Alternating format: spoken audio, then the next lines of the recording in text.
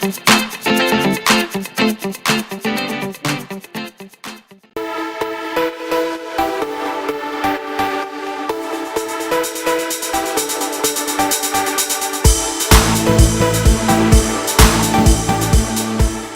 Blade Chroma 4K from Horizon Hobby is essentially a redesigned version of the unique Typhoon Q500 4K, which I liked quite a bit.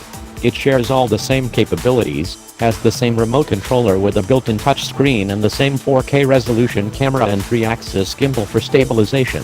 Priced at $1,200, £1,100, $2000, the biggest differences are in the actual design.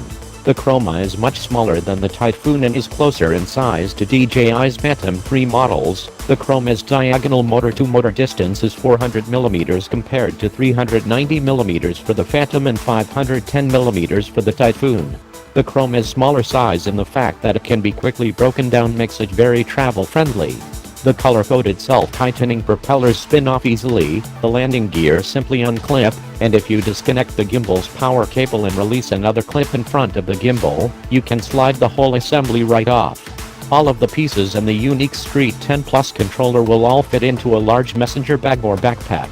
Now, while the Chroma has its fair share of advantages, it lacks the autonomous navigation features others in this range offer, namely DJI's Phantom 3 Advanced and Professional quadcopters.